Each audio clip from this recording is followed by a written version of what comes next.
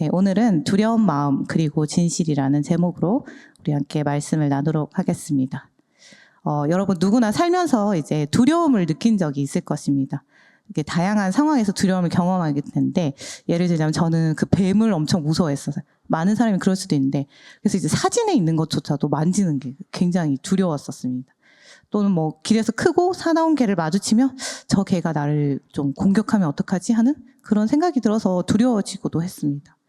또 좀 더 공감할 수 있는 다른 예로는 여러분 학교에서 팀플 할 때 어쩌다 발표자로 선정됐을 때 그때 엄청 두려움을 느낍니다.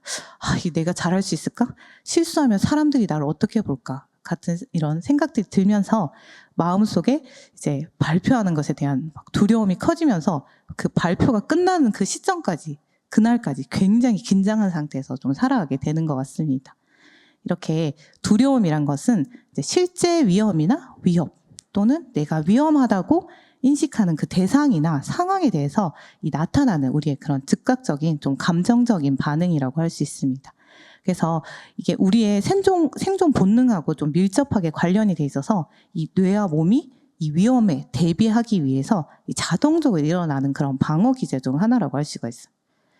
그렇다면 우리가 두려움을 느낄 때 여러분 몸이 어떻게 되나요? 그냥 그 발표 생각하면 진짜 좀 간단할 수 있는데, 일단 우리 내에 있는 그 편도체랑 이런 게 활성화되면서 막 몸에 경고 신호를 보내요. 지금 위험하다. 지금 대비해야 된다. 그래서 동시에 이 교감신경계라는 게 작동하면서 막 심장 박동이 빨라지고 근육도 긴장하고 이제 배도 안 고프고, 그러면서 싸울 것인가, 이 위험한 대상에 대해서, 아니면 도망칠 것인가를 이제 그런 반응을 가지게 되고, 좀 심할 경우에는 어떤 사람은 이제 몸이 얼어붙는 그런 반응도 보일 수가 있습니다.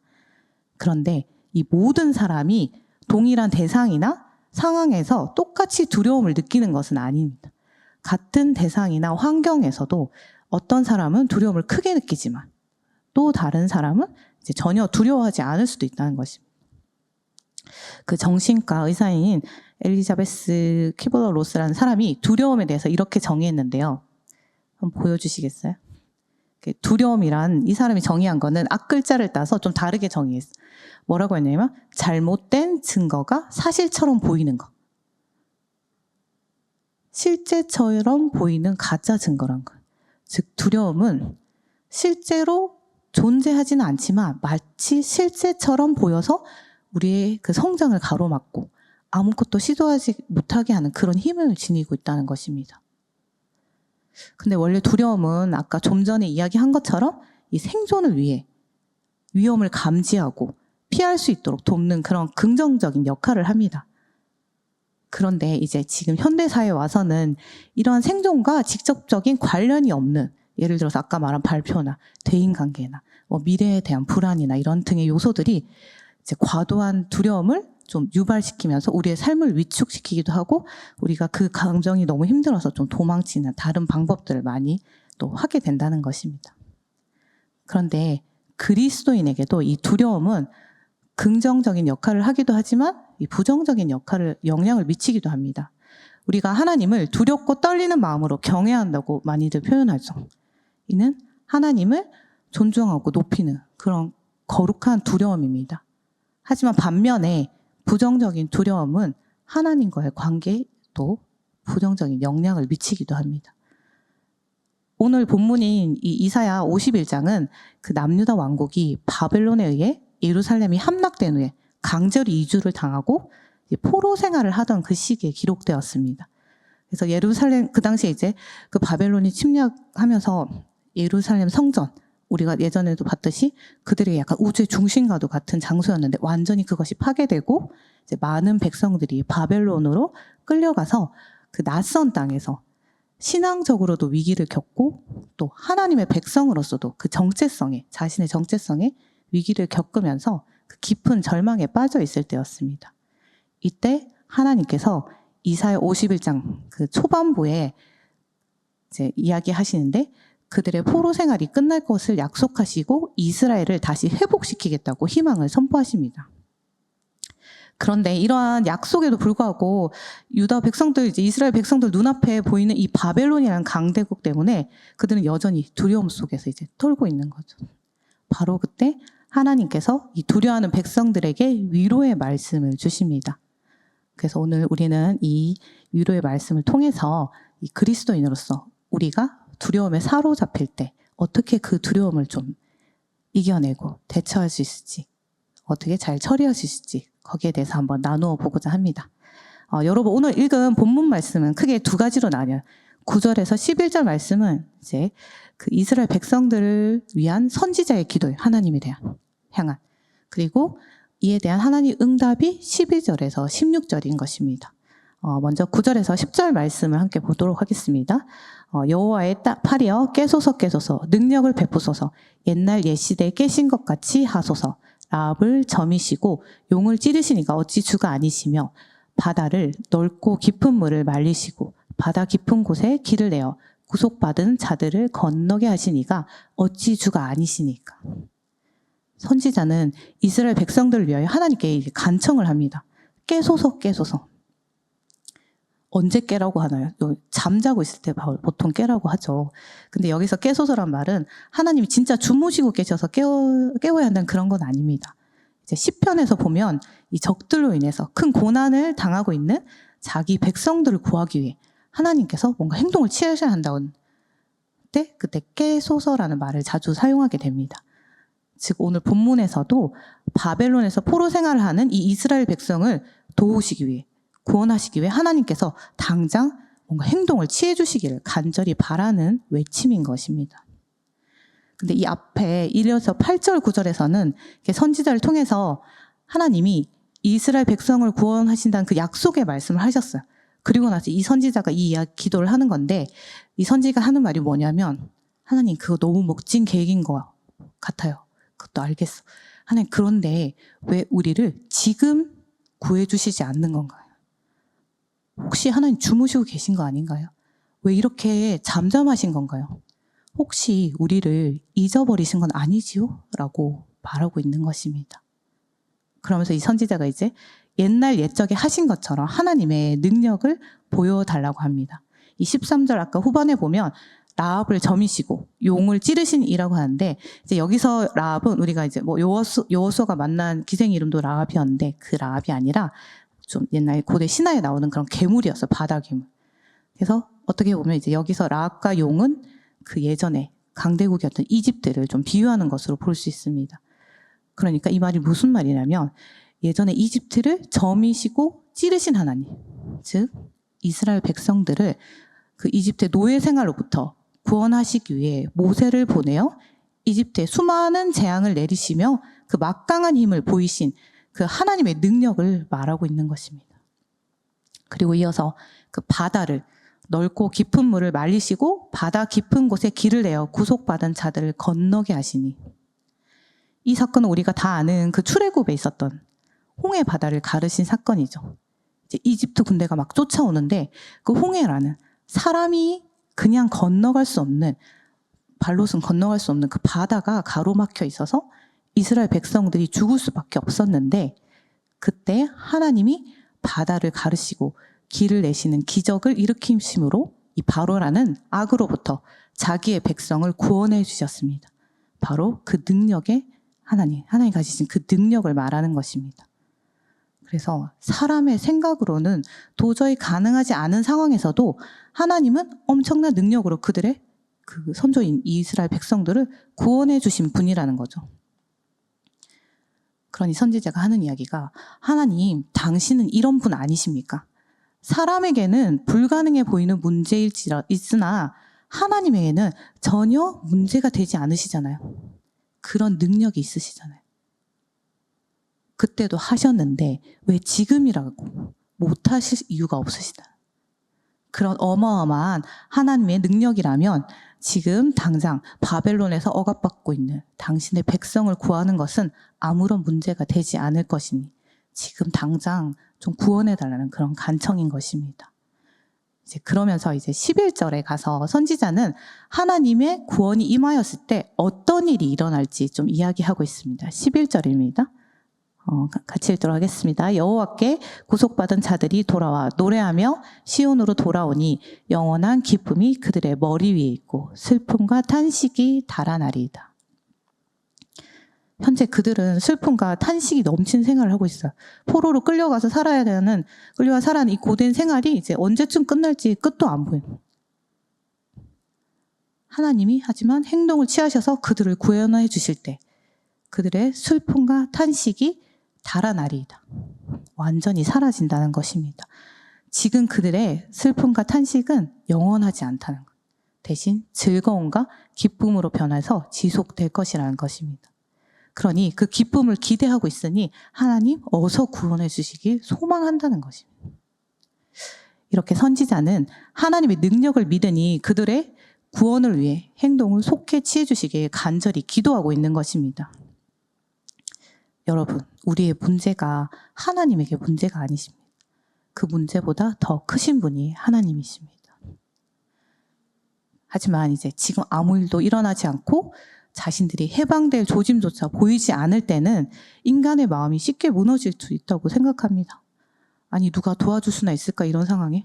아니 도와준다 했는데 왜 아무 소식이 없지? 나 평생 이렇게 살아야 되는 건가? 이런 무력한 마음도 들 수 있을 거예요. 그러니 이스라엘 백성들 입장에서는 아무 일도 일어나지 않고 잠잠한 하나님의 모습이 우리를 잊으신 건 아닌가 하는 마음이 들 수도 있을 것 같습니다. 그런데 이제 이러한 선지자의 간절한 기도에 하나님께서 이스라엘 백성들을 위로하십니다. 12절 말씀입니다. 같이 읽도록 하겠습니다. 이르시되 너희를 위로한 자는 나 곧 나이니라. 너는 어떠한 자이기에 죽을 사람을 두려워하며 풀같이 될 사람의 아들을 두려워하느냐. 근데 저는 이거 처음 읽었을 때 하나님이 처음에 위로하는 자이다 이렇게 말했는데 위로하는 말씀이 아니라 혼내는 말 같았어요. 되게 처음엔. 위로한 자라는데 왜 사람 그렇게 두려워해 너? 뭔가 잘못했다고 혼내는 느낌이 막 들었었는데 그렇다면 도대체 이게 왜 위로의 말씀인지도 한번 같이 나눠볼게요. 먼저 이제 하나님은 나 곧 나라고 자신을 강조하는 단어를 이제 2번이나 반복하면서 그들을 위로할 자는 하나님 외에 없다는 사실을 강조하고 있습니다. 그러면서 이어서 너는 어떠한 자이기에 사람들을 두려워하냐고 이야기하십니다. 너는 어떠한 자이기에. 이 말은 그들의 정체성을 묻고 있는 것입니다. 너 네가 누군지 모르니? 넌 내 백성이야.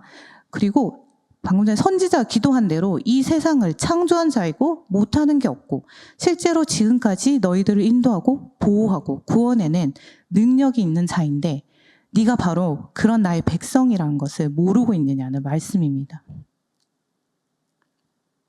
그런데 그들이 두려운 존재가 바로 이 하나님이 아니라 바벨론이라는 강대국이죠. 사람이란 존재입니다. 그런데 그 사람은 어떤 존재인가? 오늘 말씀을 보면 그 사람은 이렇게 표현되어 있어요. 죽을 자, 풀같이 될 사람의 아들. 정말 연약하고 죽으면 한 줌의 흙밖에 되지 못하며 한계를 가진 그런 존재에 불과한데 반면에 너는 이스라엘 백성들, 우리는 하나님의 백성인데 내가 너의 뒤에 있는데 왜 두려워하냐는 것입니다. 근데 왜 두려워했을까요? 정말. 근데 그 답이 이제 23절에 나오게 됩니다. 13절 말씀입니다. 하늘을 펴고 땅의 기초를 정하고 너를 지은 자 여호와를 어찌하여 잊어버렸느냐. 너를 멸하려고 준비하는 저 학대자의 분노를 어찌하여 항상 종일 두려워하느냐. 학대자의 분노가 어디 있느냐. 여호와를 어찌하여 잊어버렸느냐. 결국 이스라엘 백성을 잊은 것은 하나님이 아니라 그들이 하나님을 잊은 것입니다. 두려움으로 인해서 그들이 착각하고 있는 것입니다. 즉 하나님은 너희가 마음속에 현재 상황에 대한 두려움이 가득한 것은 이 바벨론이라는 적이 가진 그 강대해 보이는 힘이 아니라 바로 하나님을 잊어버림으로써 약해진 그들의 믿음의 그 원인이 있다는 것입니다. 그리고 그 하나님을 잊어버린다는 것은 하나님의 백성이라는 그들의 정체성을 망각하게 하고 사람을 두려워하게 되는 원인이 된다는 것입니다. 전능하신 그리고 자신들이 두려워하는 존재조차도 만드신 그 하나님을 잊어버리니 이제 자신이 누군지도 모르고 눈에 보이는 사람 그리고 상황에 두려움을 느끼고 압도되고 함몰되는 것입니다. 그리고 그 두려움이 쏟아내는 진실이 아닌 거짓들에 함몰되어 버립니다. 신명기 13장 6절에 31장 6절에 보면 강하고 담대하라. 그들을 두려워하지 말라. 너의 하나님 여호와 그가 너와 함께 가시며 너를 떠나지 아니하시며 버리지 아니하시리라. 이렇게 말씀하셨지만 두려움은 우리에게 내가 너무 부족하고 연약해서 하나님께 버림받을 수도 있어라고 말합니다. 예레미야 33장 3절에는 나를 부르라. 내가 내게 응답하겠고 네가 알지 못하는 크고 은밀한 일을 네게 보이리라. 라고 말씀하시지만 두려움은 우리에게 기도해도 하나님은 내 말을 듣지 않으셔. 나는 혼자야 라고 말합니다. 또 고린도후서 5장 17절에도 그런즉 누구든지 그리스도 안에 있으면 새로운 피조물이라 라고 하나님 말씀하시지만 두려움이 우리에게 속삭이는 것은 내가 과거에 너무 많은 실수를 해서 하나님은 나를 외면하실 거야 라고 말합니다. 이렇듯 두려움은 거짓된 증거가 마치 사실인 것처럼 보이게 만들어서 우리와 하나님과의 관계를 끊으려 합니다. 하지만 여러분, 하나님이 어떤 분이신지를 알 때 우리가 누구인지 우리의 정체성을 확신할 수 있습니다. 그래서 고난 가운데서도 문제가 다가올 때 이 문제보다 더 크신 하나님이 우리의 아버지가 되시고 보호자가 되시고 함께 하심을 알기에 이 두려움에 못 끼지 않을 수 있으며 우리를 두렵게 했던 그 대상의 실체를 똑바로 바라볼 수 있는 것입니다. 그래서 오늘 말씀은 질책하시는 것이 아니라 위로의 말씀인 것입니다. 무서워서 내가 벌벌 떨고 있을 때 너 믿음이 왜 그렇게 약해? 라고 혼내시는 것이 아니라 너는 내 사랑하는 백성이야. 자녀야. 내가 다스리고 책임지고 보호하는 그런 내 백성이야. 그러니 두려워하지 말라고 위로하시는 것입니다. 그렇다면 이제 우리가 두려움 속에 있을 때 기억해야 할 하나님은 누구이신가요? 14에서 16절 말씀입니다. 같이 읽도록 하겠습니다. 결박된 포로가 속히 놓일 것이니 죽지도 아니할 것이요 구덩이로 내려가지도 아니할 것이며 그의 양식이 부족하지도 아니하리라. 나는 내 하나님 여호와라. 바다를 휘저어서 그 물결을 뒤흔들게 하는 자이니 그의 이름은 만군의 여호와니라. 내가 내 말을 내 입에 두고 내 손 그늘로 너를 덮었나니 이는 내가 하늘을 펴며 땅의 기초를 정하며 시온에게 이르기를 너는 내 백성이라 말하기 위함이니라. 14절에 결박된 포로가 속히 놓일 것이라고 이야기합니다. 이는 그들의 포로 생활이 곧 끝날 것을 이야기하는 거예요. 이스라엘 백성들이 지금 받고 있는 고통은 지나갑니다. 그 이유는 이제 그들의 지은 죄로 인해서 하나님의 분노의 잔, 심판을 받고 있으나 그 잔은 다 마셔 비워졌다고 이야기하시고 그들이 받을 벌은 끝났으면 이제 그 대적들의 차례라고 하십니다. 아직 그들의 구원이 그들 눈앞에 일어나지 않았으나 이미 하나님의 계획하심 안에 곧 다다랐으며 반드시 일어날 일임을 이제 뒤이은 17에서 25절 말씀에서 이야기하고 계신 것입니다. 그리고 또한 죽지 않을 것이며 구덩이로 내려가지도 아니할 것이며 그의 양식이 부족하지도 아니하다는 것은 하나님께서 이스라엘 백성을 포로로 지내게 내버려 두시지 않으시며 그들의 필요를 풍족하게 채워주시는 분이심을 계속해서 이야기하고 있습니다. 그러면서 15절에서 스스로를 만군의 여호와라고 하십니다. 만군의 여호와라는 호칭은 이제 앞에 구약에도 보면 이스라엘 군대를 지휘하고 통치하시는 그런 하나님을 이야기하기도 하지만 이 온 세상을 통치하시는 그 세상의 주인이신 그 하나님을 부르는 말입니다. 다시 우리가 두려움 가운데 기억해야 할 하나님이 어떤 분인지를 한번 정리해 보면 이 창조주이신 하나님은 세상을 만드신 분일 뿐만 아니라 그 모든 것을 통제하시고 통치하시는 하나님이시며 우리에게 일어나는 이 모든 일들은 하나님의 섭리 안에 있기에 그분의 계획과 약속의 말씀은 반드시 이루어진다는 것입니다. 여러분, 요셉은 형들에게 배신당하고 이집트에 팔려가며 많은 고난을 겪었습니다. 하지만 나중에 그는 하나님의 그 섭리를 깨닫고 형들에게 이렇게 말합니다. 창세기 50장 20절에서 당신들은 나를 해하려 하였으나 하나님은 그것을 선으로 바꾸사 오늘과 같이 많은 백성의 생명을 구원하게 하시려 하셨나니. 그 모든 고난 속에도 하나님이 일하고 계셨고 결국 요셉은 이집트의 총리가 되어서 그 가족들 구하게 됩니다. 여러분, 하나님이 주무시는 것이 아닙니다.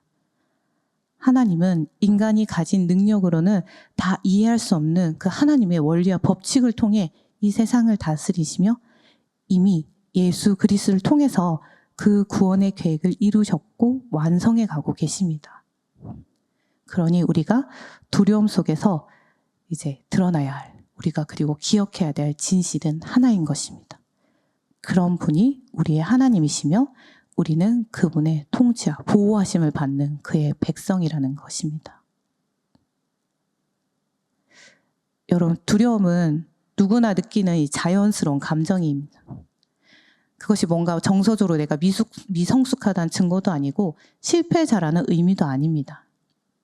하지만 그 두려움이 멈추지 않고 계속된다면 우리의 믿음에 켜진 그 적신호를 감지해야 하는 것입니다. 하나님과의 관계에 문제가 생겼다는 것을 깨달아야 하는 것입니다.